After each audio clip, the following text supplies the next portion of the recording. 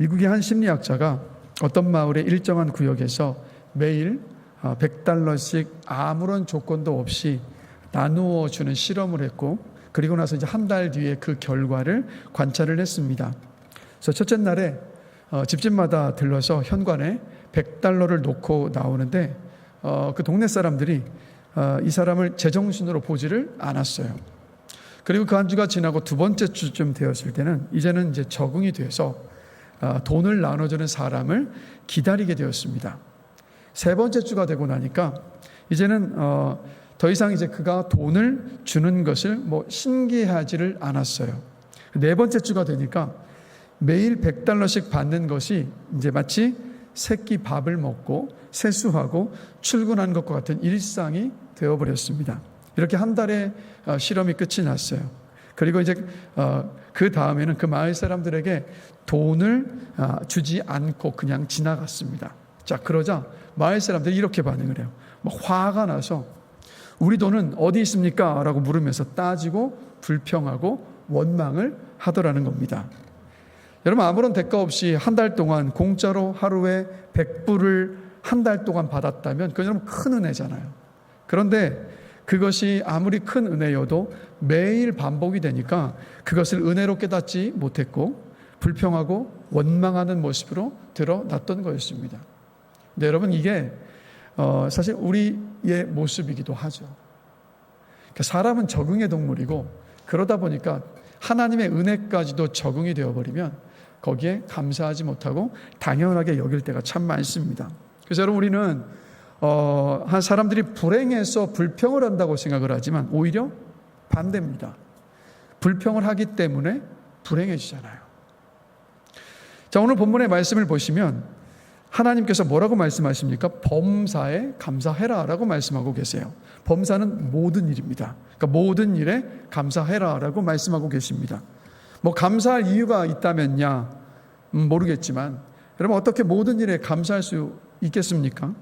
지금 당장 감사할 수 없는 상황인데 어떻게 감사합니까?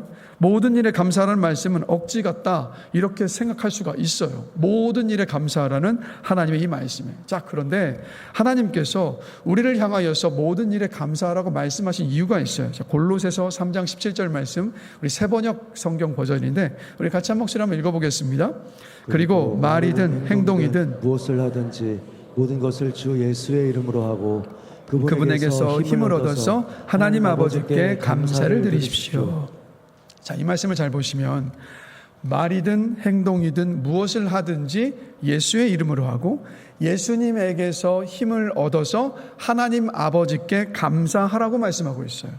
자, 예수님에게서 힘을 얻어서 하나님께 감사해라는 이 말은 무슨 뜻이냐면, 예수를 믿고 구원받은 우리는 하나님께 감사할 수 있는 능력이 있다라는 말씀이에요.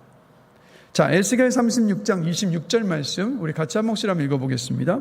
또 새 영을 너희 속에 두고 새 마음을 너희에게 주되 너희 육신에서 굳은 마음을 제거하고 부드러운 마음을 줄 것이며. 그러니까 여러분, 예수를 믿은 저와 여러분에게 하나님은 새 마음을 주셨습니다. 또 달리 표현하자면 하나님은 우리에게 영혼의 심장 이식을 하신 거예요.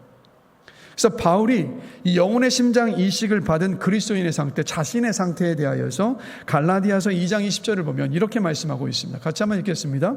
그런즉 이제는 내가 사는 것이 아니요 오직 내 안에 그리스도께서 사시는 것이라. 자, 사도 요한은 또 이걸 이렇게 말합니다. 요한일서 4장 15절 같이 또 읽어보겠습니다. 누구든지 예수를 하나님의 아들이라 하시나면 하나님이 그의 안에 거하시고 그도 하나님 안에 거하시느니라. 그러니까 무슨 말이에요? 우리 안에 누가 계십니까? 예수님께서 우리 안에 함께하고 계세요. 그래서 그리스도인은 누구냐면 그리스도가 들어와 계시는 사람이 바로 그리스도인입니다. 그래서 우리 안에 계시는 예수님이 뭘 하시냐면 우리 안에 변화를 일으켜 가세요. 그리스도가 들어와 계시는 사람은 그래서 예수님으로 인하여서 삶을 바라보는 눈이 다릅니다. 바뀌어요. 먼저는 그리스도가 들어와 계시는 그리스도인은 하나님이 주시는 은혜를 볼 줄 아는 눈이 있어요, 여러분. 자, 말씀 보시면, 자, 예레미야 32장 18절 말씀 같이 한번 읽어보겠습니다. 주는 은혜를 천만인에게 베푸시며. 자, 시편 31편 19절 말씀 또 한번 읽어보겠습니다. 주를 두려워하는 자를 위하여 쌓아두신 은혜, 곧 주께 피하는 자를 위하여 인생 앞에 베푸신 은혜가 어찌 그리 큰지요. 자, 민수기 4장 16절 말씀도 함께 한번 읽어보겠습니다. 여호와는 그의 얼굴을 내게 비추사 은혜 베푸시기를 원하며. 자, 여러분, 하나님은 우리에게 은혜 베푸시기를 원하시고 은혜를 베푸시기를 너무나도 기뻐하십니다. 그런데 예수를 믿기 전에는 하나님께서 주시는 은혜를 볼 수가 없었지만 그리스도가 우리 안에 들어와 계신 그 다음부터는 하나님께서 우리에게 베풀어 주시는 은혜를 볼 줄 아는 눈이 활짝 열려요. 자, 그래서 전도서 3장 13절 말씀 함께 보실까요? 같이 한번 읽어보겠습니다. 사람마다 먹고 마시는 것과 수고함으로 낙을 누리는 그것이 하나님의 선물인 줄도 또한 알았도다. 그러니까 예수 믿기 전에는 하루 세끼 밥을 먹고 마실 물이 있고 수고해서 그 결과물들을 얻는 것에 대하여서 이게 하나님의 은혜다라는 것을 몰랐지만 예수를 믿고 나서 우리 안에 예수가 계신 그 다음부터는 어떻게 됩니까? 먹는 것도 하나님께서 주신 선물이구나. 마시는 것도 하나님께서 주신 선물이구나. 내가 수고하면서 누리는 모든 것들이 하나님께서 나에게 주신 선물이구나. 이걸 인정하고 고백하잖아요. 그래서 우리는 밥을 먹을 때마다 어떻게 기도합니까? 하나님, 오늘도 이 일용할 양식을 주셔서 감사합니다라고 우리 고백하잖아요. 그래서 여러분, 그리스도와 들어와 계시는 그리스도인은 하나님의 선물, 은혜를 보는 눈이 열려 있습니다. 자, 두 번째 또 뭐냐면 그리스도가 들어와 계시는 그리스도인은 하나님의 계획을 인정해요. 자, 전도서 3장 14절 말씀 우리 같이 한 목소리 한번 읽어보겠습니다. 하나님께서 행하시는 모든 것은 영원히 있을 것이라. 그 위에 더할 수도 없고 그것에서 덜할 수도 없나니 하나님이 이같이 행하심은 사람들이 그의 앞에서 경외하게 하려 하심인 줄을 내가 알았도다. 아멘. 자, 이 말씀을 보시면 하나님께서 우리의 인생 속에서 행하시는 일에 두 가지 특징이 있다는 걸 알 수 있어요. 첫 번째는 뭐냐면 하나님이 우리에게 행하시는 일은 영원합니다. 자, 나를 향한, 그러니까 우리 각자를 향한 하나님의 계획이 영원하다는 것은 이런 의미예요. 하나님이 나를 한순간도 떠나지 않으시고 영원히 함께 하시면서 나를 위해 세우신 계획을 이루어 가신다는 뜻이에요. 그래서 나를 향한 멋진 계획을 취소하지도 않으시고 바꾸시지도 않으시고 영원 전에 세워놓으신 그대로 완벽하게 진행해 나가신다는 뜻입니다. 그래서 우리가 이 인생을 살면서 하나님께서 그렇게 행하시는 것들을 보고 고백하는 순간들이 반드시 있고 그때마다 하나님 어떻게 하십니까? 감탄하게 하시고 그 일로 인하여서 하나님을 경외하게 하시는 거예요. 그래서 한번 돌아보십시오. 우리가 인생을 살면서 내가 어떤 계획도 없이 덩그러니 이 땅에 던져진 존재가 아니었구나. 하나님의 계획하심 속에서 이 땅에 보내진 존재였구나. 하나님이 나를 버리신 것이 아니었구나. 하나님께서 내 인생 속에서 내가 느끼지 못할 때도 내가 볼 수 없을 그때도 차근차근 나를 향한 계획을 이루어가고 계셨구나. 여러분, 이것을 우리가 느끼고 확인할 때 어떻습니까? 그때 감사의 고백이 나오고 기뻐하게 되고 하나님을 경외하게 되잖아요. 바로 하나님께서 우리에게 행하시는 모든 일들이 영원합니다. 두 번째 또 특징은 뭐냐면 이 말씀 속에서 보면 하나님이 우리에게 행하시는 일은 더할 것이나 뺄 것이 없습니다. 자, 사람은요, 아무리 철저하게 계획을 세우고 계산해서 집을 지어도 어떤 일이 벌어집니까? 자재가 부족하고 예산이 모자르고 사람이 부족하고 지혜가 부족할 때가 많습니다. 자, 그러나 하나님의 계획은요, 완벽하기 때문에 무슨 일을 행하시더라도 거기에는 부족함이 없습니다. 그래서 하나님께서 우리 인생에 세우신 계획을 이루어 가실 때는요, 부족한 것이 없이 완벽하게 모든 것들을 다 준비해 놓으셨습니다. 하나님께서 우리 각자에게 뜻을 두고 행하시는 모든 일들은요, 여러분 완벽합니다. 하나님의 선하신 뜻을 반드시 이루실 만큼 완벽해요. 어느 정도로 완벽하시냐면 로마서 8장 28절에서 이렇게 말씀합니다. 우리가 알거니와 하나님을 사랑하는 자 곧 그의 뜻대로 부르심을 입은 자들에게는 모든 것이 합력하여 선을 이루느니라. 무슨 말씀입니까? 하나님은 나의 실수와 실패, 나의 아픔과 상처, 위기와 고난도 선으로 바꾸신 만큼 완전하신 하나님이세요. 그래서 그리스도인은 내 안에 계시는 예수님 때문에 하나님께서 베푸시는 은혜를 보는 눈이 있습니다. 그리스도는 내 안에 계시는 예수님 때문에 내 인생을 향한 하나님의 계획이 있음을 압니다. 나를 한순간도 떠나지 않으시고 나를 위해 세우신 그 계획을 이루어 가신다는 것을 알고 믿습니다. 내 인생이 하나님의 은혜 속에 있고 내 인생을 하나님께서 이끄신다는 믿음의 눈으로 보는 것, 바로 그게 그리스도인의 능력인 줄로 믿습니다. 그래서 하나님은 우리 안에 거하게 하시는 그 그리스도를 통해서 우리에게 하나님의 은혜를 보는 눈과 나를 향한 하나님의 계획을 인정하고 믿게 하셨습니다. 그래서 모든 일에 감사하라는 이 말씀은 이런 뜻이 되죠. 너의 모든 일에 내가 은혜를 베풀 것이고 베풀고 있다. 모든 일을 통해서 너를 향한 나의 계획을 내가 지금도 이루어가고 있다. 그러니 너 돌아봐라. 모든 일들 속에 감사할 수 있는 이유들이 있단다. 하나님 이렇게 말씀하시는 거예요. 자, 그런데 모든 일에 감사할 때 한 가지 오해를 하시면 안 돼요. 여러분, 우리가 예를 들어서 사랑하는 사람을 잃었을 때 그 일에도 감사해야 합니까? 아니면 억울한 일을 당하고 너무도 고통스러운 일들을 겪었는데 그 일에도 감사하라는 말씀일까요? 여러분, 예수님은 십자가를 지시기 전에 겟셋마네 동산에서 이 잔을 할 수만 있으시다면 내게서 지나가게 하여 주시옵소서로 기도하시면서 예수님의 그 고통의 마음, 아픈 마음을 하나님께 다 토로하셨습니다. 그러니까 우리도 예수님처럼 인생의 어떤 고통 속에서 내 솔직한 마음과 아픈 마음을 하나님께 아뢰 수 있습니다. 모든 일에 감사하는 하나님의 이 말씀이 아픔과 고통을 다 무시한 채 나를 너무도 아프고 고통스럽게 만드는 그 일들까지 다 감사함으로 하나님께 고백하라는 뜻이 아니에요. 아프고 고통스러운 상황 속에서, 그런데 그 상황을 주관하고 계실 하나님을 생각해보고 인정한다면 그 안에서 감사할 수 있다는 말씀이에요. 아프고 고통스러운 그 상황 속에서도 하나님께서 베푸신 은혜가 있는데 그 은혜를 보게 된다면 그것으로 인하여서 감사할 수 있다는 말씀입니다. 그래서 여러분, 하나님은 우리에게 감사할 수 있는 능력을 주시고 모든 일에 감사라고 하셨고 우리가 감사할 수 있도록 은혜를 베푸시고 우리에게 감사라고 하셨기 때문에 그래서 모든 일에 범사에 감사라고 말씀하고 계신 겁니다. 그래서 범사에 감사하라라는 이 말씀 속에서 감사에 대해서 우리가 세 가지를 생각해 볼 수가 있어요. 자, 첫 번째는 뭐냐면 우리 같이 한 목소리 한번 읽어보겠습니다. 감사는 선택입니다. 자, 구약 성경에 여러분 잘 아시는 다니엘이라는 인물이 있죠. 남유다 사람이었습니다. 근데 남유다가 바벨론에 멸망을 당했을 때 바벨론으로 포로로 끌려갔습니다. 그래서 다니엘은 그런데 그 포로로 끌려가 나라가 망하고 포로로 끌려가 있는 상황 속에서도 하나님을 붙잡았어요. 그래서 결국에는 그 바벨론과 페르시아에서 제국의 중앙 총리로 임명을 받는 참 기적 같은 일이 펼쳐졌습니다. 자, 그런데 총리로 임명을 받고 왕에게 총애를 받고 있었던 그 노년의 시기에 절체절명의 위기에 처해요. 그러니까 왕의 총애를 받고 있는 다니엘을 시기했었던 주변의 사람들이 올가미를 다니엘에게 씌워버렸습니다. 자, 다니엘에서 6장 10절입니다. 같이 한 목소리 한번 읽어보겠습니다.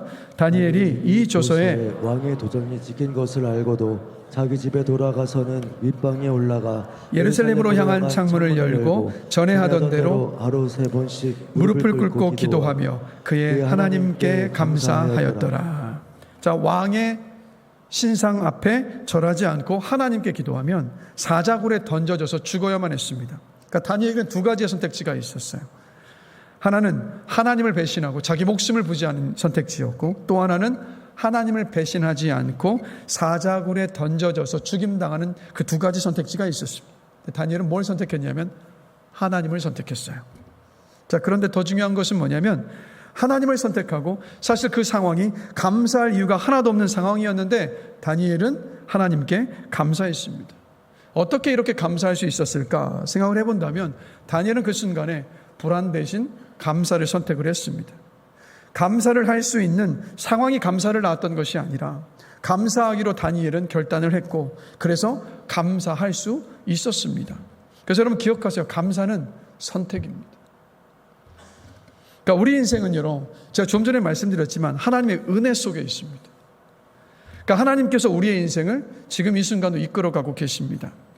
자, 하나님께서 감사하라고 하셨는데 이 말씀은 이런 뜻이 되겠죠. 내가 너를 나의 은혜의 바다 가운데 너를 두었고 내가 너의 인생의 모든 순간순간도 이끌어 가고 있다. 그러니 너 감사할 것인지 아니면 불평할 것인지 선택하라는 말씀이 돼요.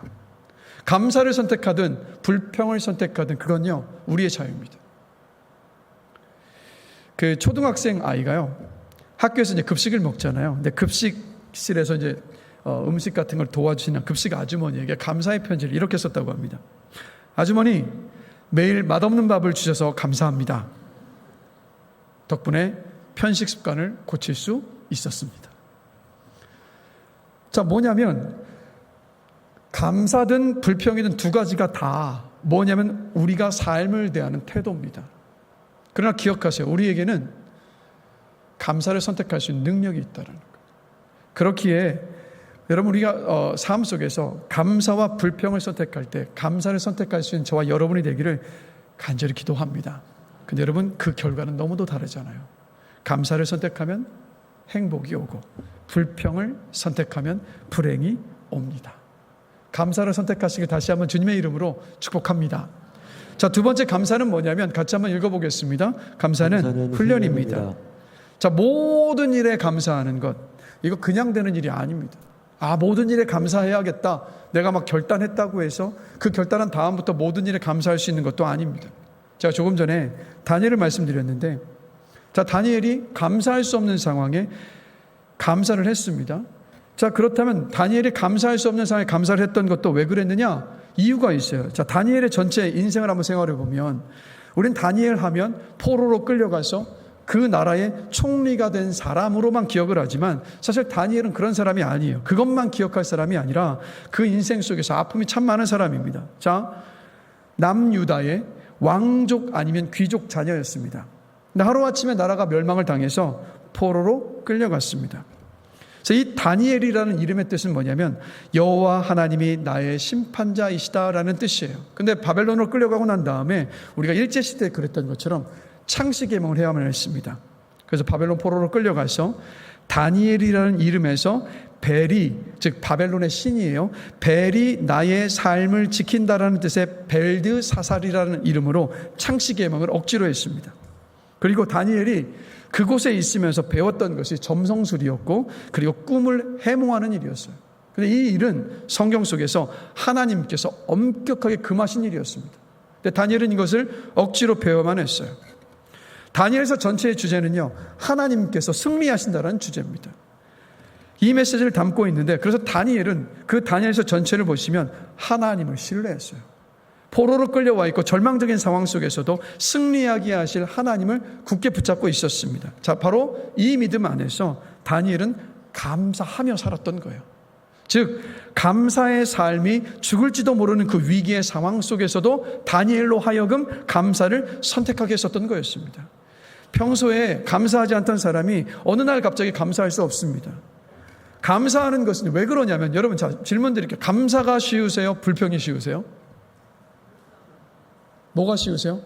바라면 감사가 쉽게 되시길 축복합니다. 그러나 돌아보면 감사는 결심을 해야 되고 고민 한번 해야 되고 기도를 해야 돼요. 그래야지만 이 감사가 나올까 말까 할 때가 많잖아요. 그러나 불평은 어때요? 자연스러워요. 모든 일에 불평할 수 있어요. 감사는 늘 불평하고 원망하고 비교하고 욕심 많은 우리의 본성을 거스르는 일이기 때문에 그렇게 감사가 어려운 겁니다. 그렇기 때문에 감사하라는 하나님의 이 말씀은 무슨 의미냐면 내가 너에게 감사할 능력도 줬고 내가 너에게 감사할 만한 인생의 이유들도 줬다. 그러니 너 감사를 훈련해라라는 뜻이기도 해요. 한 젊은 캐나다의 부부가요, 캐나다에서 로키 산맥이 자리 잡은 밴프라는 도시로 이사를 갔습니다. 사진 한번 띄워주실까요? 이게 밴프예요, 여러분. 너무나 아름답죠? 이 밴프는 계절 따라 정말 말로 형용할 수 없을 정도로 절경이 펼쳐지는 정말 아름다운 도시입니다. 그러니까 이 도시에 처음 이 젊은 부부가 이사를 가고 나서 너무나 막 감탄하고 감사한 거예요. 자, 그런데 1년이 지나자 더 이상 이 부부가 감사하지 않았습니다. 아름다운 이 경치에 익숙해졌고요. 이제는 실증이 나버린 거예요. 저는 우리는 아마 우리 자신 한번 돌아보면 우리는 수많은 감사의 제목들이 내 곁에 있어도 우리는 특별한 감사거리를 달라고 기도하는 경우가 많습니다. 그러니 여러분, 감사가 우리의 본성을 거스르는 일이니까 우리 먼저 이렇게 기도해야 합니다. 하나님, 저는 감사하는 것을 쉽게 잊어버리고 불평하기를 좋아합니다. 저의 연약함을 아시는 하나님, 제 입술에 불평이 아닌 감사가 넘치도록 도와주시옵소서. 감사를 훈련해서 감사가 저의 성품이 되게 하여 주시옵소서라고 여러분 기도함으로 나아가야 합니다. 성령께서 우리 안에서 도우시고 일하셔야 돼요. 그리고 범사에 감사하는 훈련을 실제 우리의 삶 속에서 해나가는 겁니다. 먼저는요, 살아있음에 감사하는 겁니다. 살아있다는 것에 감사하는 것. 큰 사고를 당했거나 큰 병으로 고생했던 분들이나 큰 수술을 하셨던 분들이 한결같이 하는 말이 이거 아닙니까? 무사히 살아있다는 것 자체가 기적이고 얼마나 감사하는 일인지 모르겠습니다라고. 그러니 여러분, 우리 살아있음에 먼저 감사하십시다. 자, 두 번째는 뭐냐면 문제가 있는 것을 감사하는 겁니다. 자, 이 세상에 문제가 없는 곳이 한 곳이 있습니다. 어딜까요? 문제가 없는 곳이 있어요. 어딜까요, 여러분? 천국 말고요. 이 세상에 문제가 없는 곳, 무덤입니다. 무덤에 문제가 없어요. 즉 우리 인생 속에서 문제가 있다는 얘기는 뭐냐면 내가 살아있다는 것이니까. 세 번째는 뭐냐면 감사할 일이 생겼다면 즉시 감사하는 겁니다. 왜 그렇습니까? 시간이 지나면 우리 감사했던 그 마음이 희미해져요. 그러니 감사할 일이 생겼을 때, 감사할 그 마음이 있었을 때마다 우리 그때 바로 즉시로 표현하는 겁니다. 그리고 여러분, 감사는 마음속으로 하는 게 감사가 아니라 우리의 입을 열어서 입으로 고백할 때 그때가 감사합니다. 네 번째는 뭐냐면 사소한 일과 작은 일들부터 우리 감사하는 겁니다. 사소한 일, 작은 일에 감사할 줄 모르면요, 큰 일과 그리고 범사에 감사를 할 수가 없습니다. 그러니 여러분, 아주 작은 일, 아주 사소해 보이는 그 일들, 그것 앞에서 우리 감사의 고백을 해 나가십시다, 여러분. 그 어떤 부부가 있었는데 아내가 남편에게 감사일기를 써보라고 권유를 했어요. 그래서 며칠 후에 이 남편의 일기장을 이제 아내가 보게 됐는데 이 아내가 웃음을 참을 수가 없었습니다. 왜 그러냐면 남편의 감사 제목이 이랬거든요. 오늘 아내가 잔소리를 10번만 해서 감사합니다. 오늘 저녁은 내가 싫어하는 반찬이 한 가지만 나와서 감사합니다. 자, 여러분 뭐예요? 우리 생각해 보면 감사할 일이 너무나도 많아요.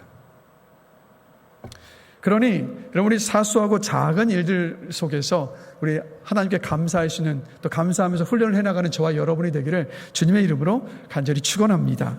자, 그리고 세 번째로 감사에는 여러분 능력이 있습니다. 감사에는 능력이 있어요. 자, 오늘 말씀을 다시 한번 한 목소리로 같이 한번 읽어보겠습니다. 범사에 감사하라. 이것이 그리스도 예수 안에서 너희를 향하신 하나님의 뜻이니라. 자, 모든 일에 감사하는 것이 우리를 향한 하나님의 뜻이라고 말씀하고 있어요. 자, 범사에 감사하는 것이 하나님께서 우리에게 주신 계명이라는 말씀입니다. 자, 신명기 5장 10절 말씀 또 같이 한 목소리 한번 읽어보겠습니다. 나를 사랑하고 내 계명을 지키는 자에게는 천대까지 은혜를 베푸느니라. 자, 신명기 10장 13절 말씀 또 한 목소리 한번 읽어보겠습니다. 내가 오늘 내 행복을 위하여 내게 명하는 여호와의 명령과 규례를 지킬 것이 아니냐.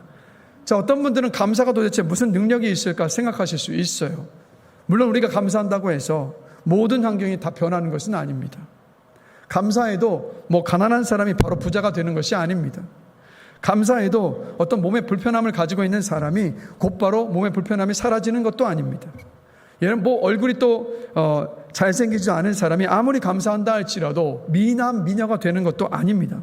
자, 그러나 감사하면 가난해도 부자 이상으로 행복해질 수 있습니다. 감사하면 몸이 조금 불편해도 정상인보다 더 행복해질 수 있습니다. 감사하면 얼굴이 좀 못나도 미남 미녀보다 더 행복해질 수 있습니다.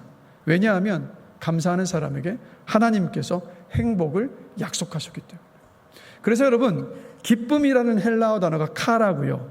그리고 은혜라는 헬라어 단어가 카리스입니다. 그리고 감사하다라는 단어가 유카리스예요.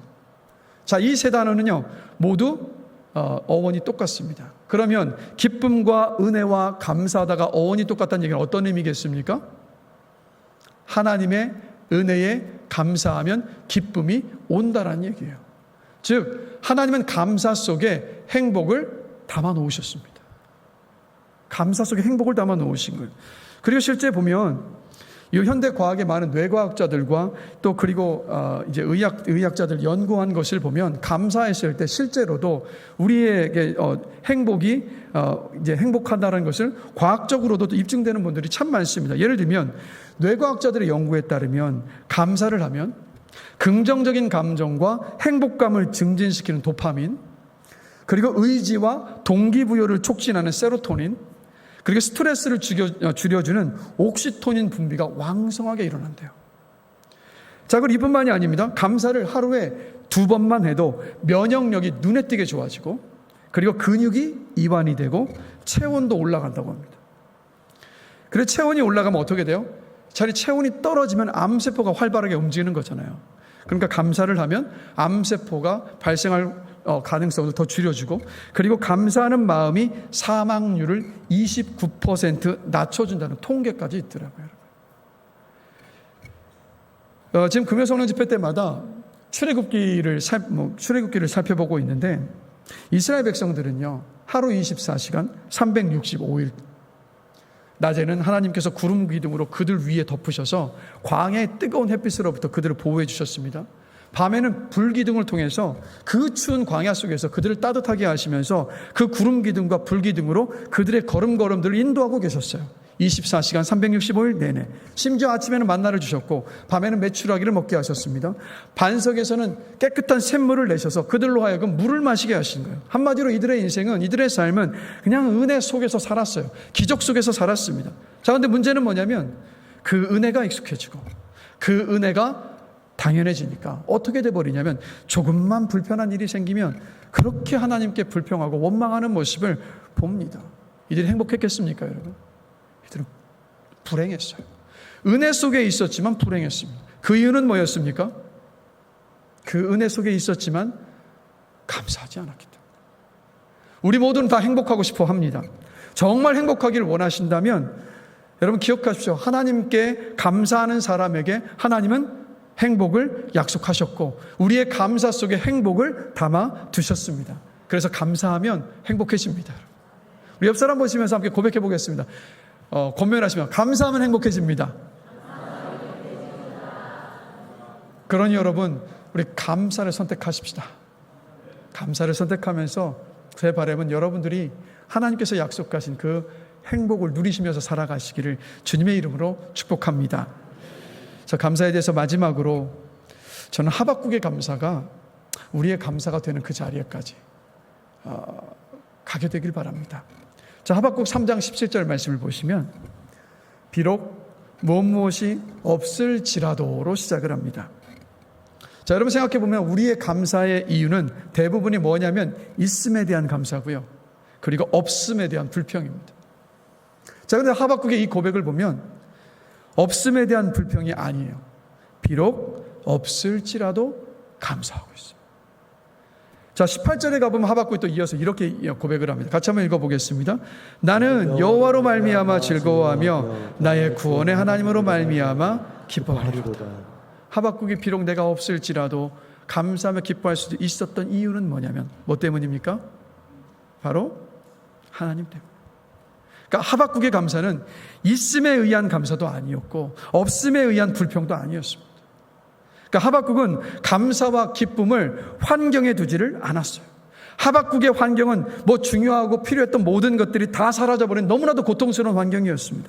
그럼에도 불구하고 하박국이 감사하며 기뻐할 수 있었던 이유는 뭐냐면 고백하고 있죠. 내 눈앞의 환경 때문이 아니라 바로 구원의 하나님.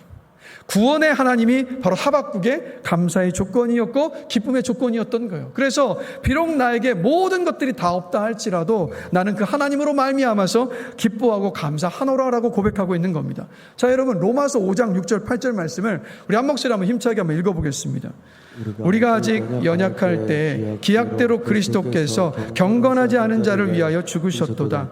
우리가 아직 죄인 되었을 때 그리스도께서 우리를 위하여 죽으심으로 하나님께서 우리에 대한 자기의 사랑을 확증하셨느니라. 아멘. 자, 여러분, 하나님은 우리가 하나님을 능멸했을 때, 멸시했을 때, 우리가 죄인이어서 하나님의 진노의 심판을 받을 수밖에 없었어요. 그때 하나님은 우리의 죄를 대신 짊어지시고 십자가에 달려서 죽으셨습니다. 여러분, 예수님은 하나님이세요. 우리와 똑같은 육신의 옷을 입고 이 땅에 오신 하나님이 바로 예수님이십니다. 그렇다면 무슨 말이에요? 하나님께서 저와 여러분들을 살리시려고 십자가에서 죽으셨던 겁니다. 하나님은 죄가 없으신 분이신데 또 죽음을 모르시는 생명의 창조주이신데, 그런데 우리 때문에 그 십자가에 달리셔서 죽으셨어요. 그 이유는 딱 한 가지였습니다. 저와 여러분 각자에게 내가 너를 사랑한다, 이걸 보여주시라고. 그래서 여러분, 하나님은요, 하나님께서 여러분을 사랑하심을 믿으십니까? 하나님은 우리 각자가 다른 사람에게 보여줄 수 없고 감추고 있는 악행, 탐욕들, 그리고 막 시기와 적의로 가득 차 있는 마음, 다른 사람들을 비방하고 욕하는 마음, 막 시기하는 그 마음, 오만함과 교만한 마음들, 나의 가장 악하고 또 음란한 그 모든 모습들, 여러분, 하나님 다 알고 다 보고 계세요. 그런데 그 모습들을 다 보고 알고 계심에도 하나님은 우리를 거부하지 않으십니다. 하나님은 우리 각자의 나의 죄악된 모습을 보시고도 여전히 처음 우리를 구원하실 때나 지금이나 똑같이 사랑하세요. 하나님은 죄인인, 아니 용서받은 죄인인, 여전히 용서받은 죄인이어서 여전히 죄를 지을 수밖에 없지만, 그러나 죄인인 우리의 그 존재 자체를 하나님 기뻐하시고 사랑하십니다. 왜 그렇게 우리들은요, 사람들은요, 성공하려 하고 부자가 되고 싶어 하고 권력을 쥐고 싶어 하고 명예를 얻고 싶어 하고 좋은 학교에 들어가고 싶어 하고 좋은 직장에 들어가고 싶어 하고 많은 연봉을 받으려고 하고 또 성취를 이루려고, 여러분, 왜 이렇게 우리가 이것들 때문에 그렇게 달려갑니까? 왜 그렇게 이런 것들에 갈망을 하고 막 거기에 막 몰두합니까? 여러분, 그 이유는 뭡니까? 인정받고 싶으니까요. 인정받고 싶어서. 인정받고 싶다는 것은 뭐예요? 우리 안에 갈망이 있거든요. 어떤 갈망이냐면, 나를 다른 어떤 것 때문도 아니고 그냥 나를 있는 모습 그대로 존재 자체로 사랑해 줄 그 사랑을 갈망하는 마음이 우리 안에 다 있어요. 그 사랑을 체험받기 위해서 우리는 계속해서 성공을 향하여서, 부자가 되기 위해서, 사람들의 인정을 받기 위해서 그렇게 열심히 달려가는 거예요. 그러면 사람들이 나를 알아봐주고 나를 인정해주면서 나를 사랑할 것이라고 생각을 했어요. 자, 근데 여러분, 이 사랑이요, 사람에게서 받을 수 있습니까, 없습니까? 사람에게서 채워지질 않아요, 여러분. 물론 어느 정도까지는 채워져요. 그러나 우리 내면 안에 깊은 갈망이 다 채워질 만큼의 그 사랑은 사람에게서 채워지지 않습니다. 오직 하나님으로부터 채워질 수 있어요. 하나님으로부터. 여러분 기억하세요. 모든 것이 다 사라져도 하나님은 사라지지 않습니다. 하나님의 사랑도 사라지지 않습니다. 하나님은 언제나 변함없이 우리가 어떤 상황과 어떤 조건에 있다 할지라도 기억하세요. 우리를 존재 자체로 너무나도 기뻐하시고 사랑하십니다. 그렇기 때문에 언제나 나와 함께하고 계시고 우리의 인생을 이끌고 계시고 반드시 책임지시고 꼭 선한 길로 이끌어 가십니다. 그래서 하나님만 계시다면, 나를 존재 자체로 기뻐하시는 하나님의 그 사랑 안에 우리가 있다면 충분한 감사의 제목이 됩니다. 하박국이 하나님 때문에, 하나님의 그 사랑 때문에 감사하고 기뻐하면서 하박국 3장 19절을 보면 이렇게 고백을 하고 있어요. 같이 한 목소리 한번 읽어보겠습니다. 주 여호와는 나의 힘이시라. 나의 발을 사슴과 같게 하사 나를 나의 높은 곳으로 다니게 하시리로다. 아멘. 하나님의 그 사랑 안에 있으니까 삶에 필요한 모든 것들이 다 사라지고 너무나도 절망적인 상황 가운데 있어서 다른 사람들이 봤을 때는 감사할 수 있을 만한, 기뻐할 수 있을 만한 이유가 하나도 없었지만 하박국은요, 하나님 때문에, 하나님의 그 사랑 때문에 이렇게 기뻐하면서 말합니다. 사슴과 같이 내가 그 내 앞에 놓여진 모든 고통과 모든 문제들을 펄쩍펄쩍 뛰어 넘어갑니다라고 고백하고 있어요. 여러분, 저의 간절한 바람은 하박국의 이 고백이, 이 감사가 저와 여러분의 고백과 감사가 되기를 간절히 기도합니다. 여러분, 나를 존재 자체로 기뻐하시는 하나님의 사랑이 우리의 인생 속에서, 이 세상에서 가장 믿을 만하고 가장 분명한 사실입니다.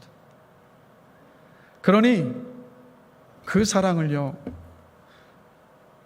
우리 그냥 관념으로, 지식으로, 그냥 말로 할 수 있는 그런 것이 아니라 실제로 알고, 실제로 경험하고, 실제로 누리고, 실제로 기뻐하고 감사하는 자리에까지 가게 되기를 간절히 기도합니다.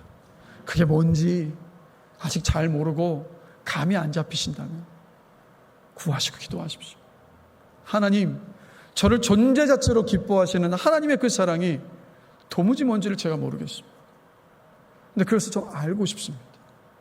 알게 해주셔서 뭔가 있음과 없음 때문에 감사하고 불평하는 것이잖아요. 있음과 없음의 문제를 떠나서 하나님의 그 사랑 때문에 모든 순간과 모든 상황 속에서 기뻐하며 감사하며 하박국처럼 그 모든 문제들 속에서 사슴처럼 펄쩍펄쩍 뛰어넘어가며 그렇게 내 인생을 살게 하여 달라고 우리 함께 기도하십시다.